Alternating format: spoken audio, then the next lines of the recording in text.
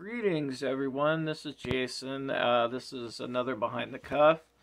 Um, Now, there's been quite a few new albums that have come out just recently, and the Wet Leg finally came out with their debut album. Jack White came out with his album Fear of the Dawn.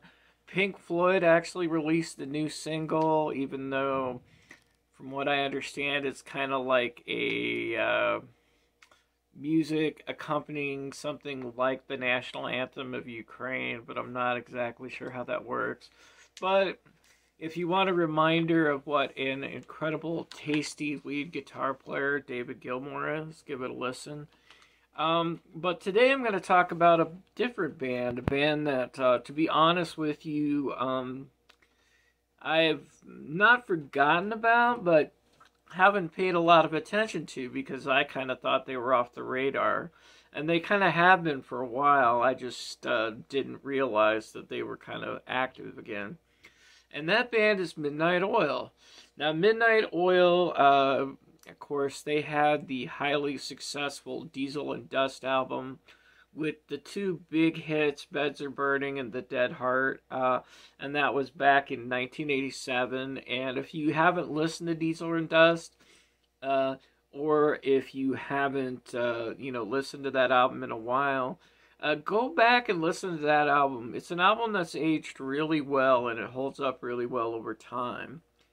Now, basically, the Oils got together in 2019 and they started working on some recordings again, and they released a EP called the Makarata Project, and I might have that wrong because obviously it's some kind of a native Aboriginal term, and I suck at Native American terms anyway, so I probably got it wrong, but if I did, that's fine. But this is, and then they released this album called Resist. Now, I don't have an album cover I can show you. There will be a thumbnail of it when I make the video, so you can see it there. And this is going to be their last album, and it's going to be their last tour. Now, I know a lot of people are like, last album, last tour, yeah. But based off of what I read, it sounds like they're going to stick with that. I haven't been able to confirm this specifically, but it sounds like there's a possibility that the lead singer for Midnight Oil might be dealing with some kind of a health-related issue, but I wasn't able to really confirm that very well through internet research, so please don't take my word as gospel on that, because it's only something that I think might have happened. If you know something more about it, please leave a comment, let me know. Now, this new album, Resist, though, is it's one of their better albums that I've heard in a long time. And it really does harken back to the glory days of Diesel and Dust and Blue Sky Mine, which were their two most successful albums and had the majority of what, at least in the United States, the recognizable hits like Blue Sky Mine and Beds Are Burning and The Dead Heart and those kind of songs. This album has really strong production, and if this really is their last album, it's going to be a good album to go out on because it's a strong album, it's well recorded. Almost feels long in today's world because people are adjusting album sizes back to record size. So we're looking at albums that are generally clocking in around like 38 to 45 minutes now. And this one is a solid 60-minute album, which in today's world feels long. But in the age of CD is more of a typical kind of album length.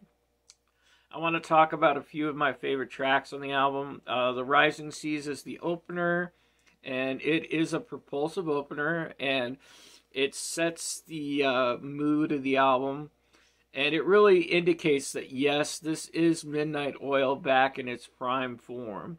This is Midnight Oil. They definitely have something to say. There's a lot of energy in the music, and this is Midnight Oil, maybe not totally at the top of their game, but definitely better than what I've heard Midnight Oil be for quite a long time. The next song is Barca Darling River, and this starts off with a really blistering rock song with a nice punchy riff. And it's interesting though because what happens is the first part of the song winds down at about 2 minutes and 30 seconds, and then it goes into a part that seems like a coda, but ends up being like almost a completely different song with a more piano tinged and more mild kind of part of the song.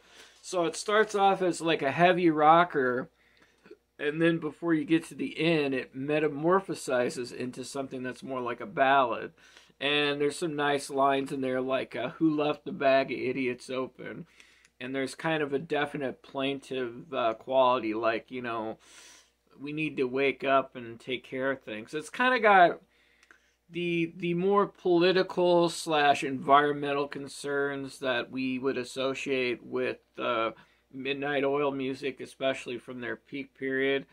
This definitely comes out in this album for sure, and maybe that little bit of stridency that they maybe lost a little bit along the way, having that back is kind of energizes the whole thing.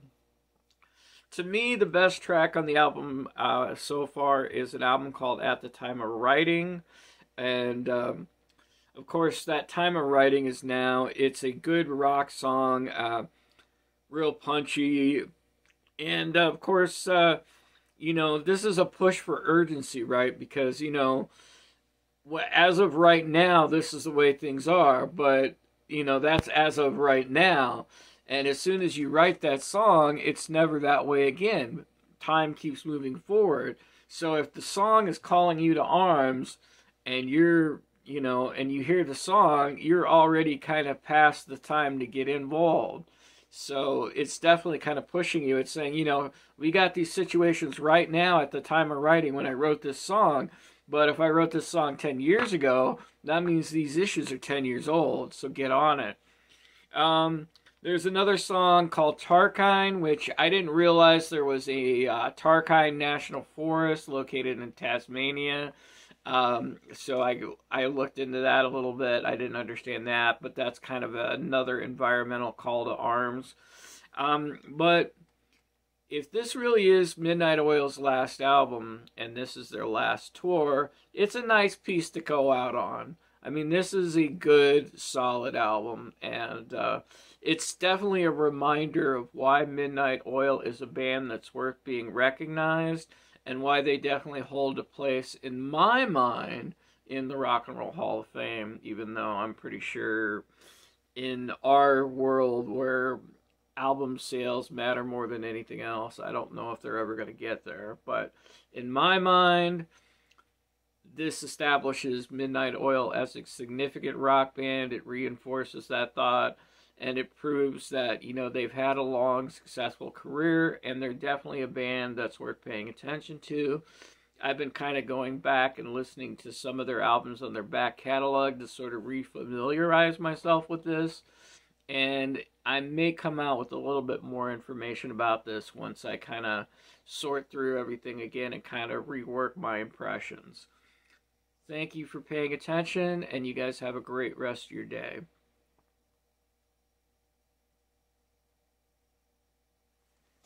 Okay.